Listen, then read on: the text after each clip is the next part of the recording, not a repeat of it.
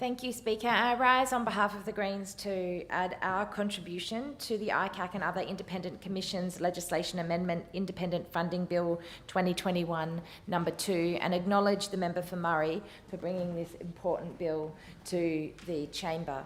It is absolutely critical that we see that this bill, which seeks to establish the administrative and financial independence of 4 oversight agencies, the Independent Commission Against Corruption, the Law Enforcement Conduct Commission, the New South Wales Electoral Commission, the Ombudsman's Office and the Audit Office, is actually supported here today in this chamber.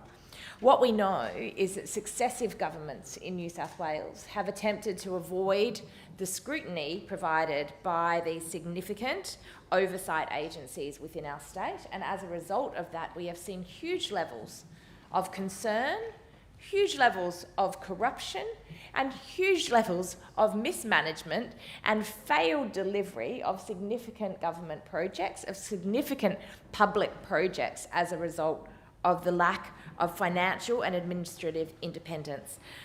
This bill would see committees established to review the budget information prepared by the Department of the Legislative Council and the Department of Parliamentary Services and to determine amounts of appropriations for inclusion in the Annual Appropriations Act.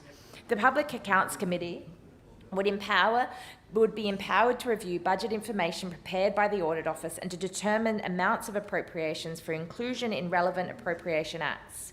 The Treasurer would then have to make a statement of explanation if an appropriation made by an Appropriation Act is inconsistent with the determination of a Committee of Appropriation.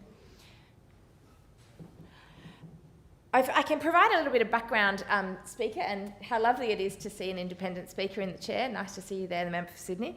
It is really important to recognise that we have seen successive governments try to avoid the scrutiny of ICAC for too long. And we also know that there has been serious issues around the independent funding of ICAC. My Greens colleague, the member for Balmain, Jamie Parker, who I think has probably spent more time trying to highlight and expose the complete lack of funding available to ICAC and try and make sure that ICAC delivers for the community in overseeing the issues of corruption, has worked tirelessly in this space. In fact, I remember before I was even elected to this place, he had a motion passed in this chamber on a Thursday on Private Members' Day supporting the ongoing independent funding of ICAC. We saw no one dared on either side of the chamber to oppose that. But in actual fact, here we are with a bill that's going to deliver that, and what do we see from the government? Oh no, sorry, we're not interested anymore. Happy to look like it just before an election, happy to look like we're very supportive of all this independent oversight, but hey, the election's not for another year, so, and you know, that awkward thing around the current Liberal government members being investigated by ICAC that are part of the discussions around ICAC, maybe it's a little uncomfortable for them to be supporting independent oversight, independent funding, financial support and administrative support for these oversight agencies. Let me go back to 2019 in December. ICAC Chief Commissioner warns that the ICAC will be forced to shed a quarter of its full-time staff over the next financial year due to inadequate funding, reducing the organisation to its smallest size in its 30-year history. In May 2020, ICAC produces a report into the need for a new funding model. The report contains legal advice from Brett Walker SC, stating that the ICAC's funding arrangements may have been unlawful. October 2020, my Greens colleague, Jamie Parker, the member for Balmain, and our anti-corruption spokesperson, asks Premier Berejiklian in this place whether she would act on ICAC's request for independent funding.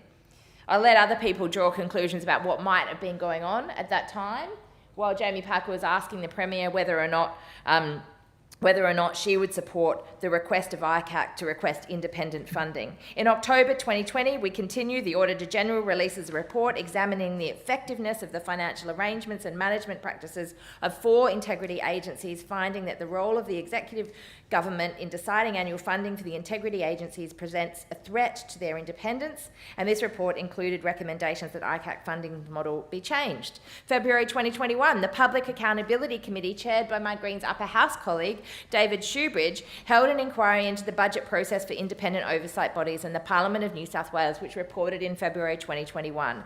This report recommended a range of reforms, including that the New South Wales Independent Commission Against Corruption, the Law Enforcement Conduct Commission, the New South Wales Ombudsman and the New South Wales Electoral Commission be directly allocated their annual funding through appropriation legislation rather than funding being allocated to the relevant minister so that they are not subject to reductions of funding during the financial year. March 2022, the member for Balmain, Jamie Parker, asked the Premier during question time when his government will respond to the Auditor-General's report. March 2022, welcome. New South Wales Labor opposition commits to independent funding of the state's anti-corruption watchdog. And what a welcome commitment that is. It was very welcome to hear the members for Summerhill speak on behalf of the opposition here in the chamber.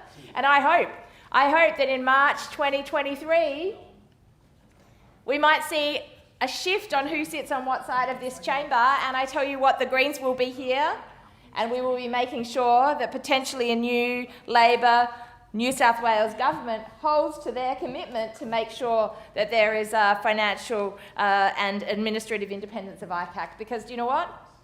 We've been disappointed by New South Wales Labor before, folks. It's not like this is new news, that they promise one thing in opposition and then get into government and do a complete different one. We are used to this behaviour, and can I say that it is good to have it on the record here and now that the opposition are committed to this. They have had their own problems with ICAC in the past, and I hope to see that should we see a future Labor government in New South Wales, that they will hold to those commitments. The Greens' position has been calling for the government to act on these issues for a number of years, and we strongly support that bill. I note the interjection from the Attorney-General asking whether the Greens will go into a coalition with Labor. Well, I asked the Attorney-General to table the secret coalition agreement between the Nationals and the Liberals that no one in this chamber has ever seen. Because if we're talking about coalitions that are lacking in transparency, if we're talking about transparency, let's talk for a minute about the numbers in this chamber right now. Let's talk about the disgraced Liberal members sitting on the cross bench and the fact that this government right here today is doing everything they can to avoid a vote. Why? Why are they trying to avoid a vote? Because they don't have the numbers in this chamber anymore. They don't have the numbers. And there they are asking us about coalition governments. Well, can I tell you one thing right now? The coalition on that side is looking pretty shaky. It's looking pretty shaky. We saw what the New South Wales government looked like when Labor was in power last time 11 years ago. And what happened? They started losing members to ICAC, didn't they? They started losing members to indiscretions. And now we see the same thing happening to this very, very shaky New South Wales coalition Liberal government. So thanks to the Attorney-General for that interjection. I will talk about the shaky coalition government here in New South Wales, and, you know, just bring on a vote today and we will see how those numbers fall and how solid the coalition government here is in New South Wales. But back to the bill at hand. Back to the bill at hand. Back to the bill at hand. One of the things, Speaker... We're nearly there.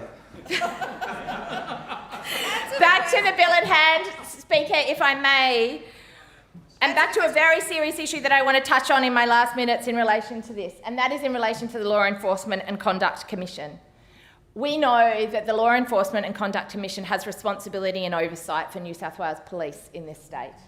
As a member in this place, perhaps the only member in this place, I'm not sure about others, that has made a personal complaint to the Law Enforcement and Conduct Commission, I can attest to the fact that that body is underfunded and under-resourced.